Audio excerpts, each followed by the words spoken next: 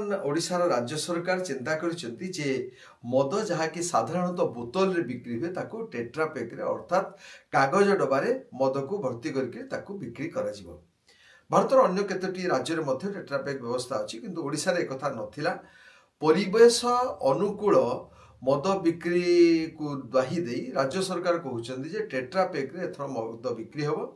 तांकर जुक्ति हैला जे मद को जेतेबेले काच बोतल रे बिक्री करा जाउछि सेतिर अनेक किछि समस्या सृष्टि होउछि। हुए तो स्पष्ट भाव रे कथा न कहिथिले भी मद बोतल भांगी किरी लोक किबळी भाव रे बुझाबुझी होउछंती, परस्पर ऊपर आक्रमण करूछंती एवं अनेक स्थान रे काच बोतल भांगिबा द्वारा मद्यप माने जेतेबेले पी सारंती निशाग्रस्त हो जांती सेतेबेले बोतल को एठी सेठी फोपडांती, बेले बेले रास्ता घाट रे मध्ये ताको कचाडी किरी खंड खंड काच सब बिछुरी ही की पड़ी थाए, जोथरे कि लोक माने जो माने पदचारी जो माने अछंती बा साइकेल मोटरसाइकेल बा गाड़ी रे जाउछंती सेमानकर गाड़ी रे मध्ये चक मध्ये नष्ट होउची। एमती अनेक कथा होउची। एई कथा को दृष्टि रखी किरी राज्य सरकार कहिछन जे अनेक समस्या सृष्टि होउची जेतेबेले काच बोतल रे मद परिवेषण होउची। तेणु ताको सुस्थ भाव रे एवं परिवेश सुरक्षित भाव रे ताको दबा पई हेले टेट्रा पैक रो व्यवहार जरूरी एवं सेति पई टेट्रा पैक रे देबे बोली सिद्धांत नैचंती।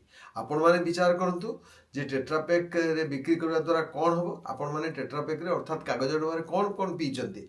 आपण क्षीर पीचंती, दही पीचंती, लस्सी पीचंती, फल रस पीचंती एवं एक प्रकार पानीय मध्य आपण माने टेट्रा पैक रे पीचंती। वर्तमान मद आसीबो टेट्रा पैक रे। मद आसीबा द्वारा कोन हबो ना ताको परिवहन करबा सुविधा हबो। इवन कॉलेज बा स्कूल पिला मध्य तांको बस्तानी भितर ताको पुरै की नै जाई परिबे, कारण पान कला परे से डबा को ताको टिके छोट कर दे कि जाकी जुकी ताको कोठी पके देबा सुविधा हबो। किंतु काच बोतल सेते सुविधा नुहे। काच बोतल को नबा आनिबा मध्य असुविधा। तेणु कि ई जो व्यवस्था करा जाउची टेट्रा पैक एटा द्वारा मद प्रति आग्रह बा आनति पिला मानकर युवक मानकर बढ़िबो एवं सहज हब्य जे मद आनिबा मद नबा आनिबा करबा भितरे लुचेई करी नबा ए सब आउरी सुविधा हो जो। तेणु कि एटा जो राज्य सरकार जो कथा कहउचंती जो कथा करियो बोली जाउचंती जे आईन अनुसार करिवे बा तार नियम कानून अनुसार करिवे, से जहाँ भी करंतु टेट्रा पैक जदि दिया जिवो ताले निश्चित भाव रे एटा अधिक रु अधिक लोक ताकू किभଳି खर्च करिवे से दिगरे गुटे बाट परिष्कार हे जिवो। कारण 2 वर्ष तले जेतेबेले 7000 कोटी टंका थिला ये सबुरु आमदानी जेतेबेले रहितिला, वर्तमान राज्य सरकार लक्ष्य रखिसंती 26-27 रे केते 10,900 कोटी अर्थात पाखापाखि 11,000 कोटी टंका आय करिवे बोली सी स्थिर करछथि। तेणु कि एपटे जेतेबेले निर्वाचन हैला निर्वाचन रे सेतेबेले प्रतिश्रुति दिया गला जे ओडिशा को गोटे मदमुक्त राज्य रे परिणत करा जिवो।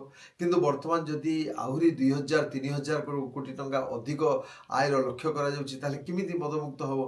से तो मद अधिक रु अधिक मद बिक्री हबो एवं तार किभଳି भाबरे बेसी प्रचार हेई परिबो, बेसी विभिन्न जगह रे स्टॉल हेई परिबो, विभिन्न जगह रे सब दुकान हेई परिबो, सेति पई उद्यम करा जिवो। तेणु कि धीरे धीरे ये कथा खराब रु खराब आड़क जाउची। रास्ता रे जेते रास्ता दुर्घटना होउची, जेते सबु अपराध होउची, सबु अपराधर मूल होउची मद। ए कथा आपण माने समस्त जानिछथि। तेणु कि आमे भाबुछु जे जो माने सचेतन नागरिक एवं विभिन्न संगठन छथि से माने निजर जो विरोध अछि बा निजर जो मतामत अछि से मतामत को सर्वसमक्ष रे प्रकाश करंतु एवं सरकार को चिठी लिखंतु जे टेट्रा पैक रो व्यवहार बंद हो, जहा द्वारा मद कारोबार कमिबो, जहा द्वारा मद पीवा पई जो लोकंकर आनति बढ़िवा कथा सेतरे टिके रोक लागि परिबो। आपण माने कोन भाउछथि संपर्क रे मतामत रे मध्ये लिखिया पई आमे अनुरोध करूछु। नमस्कार।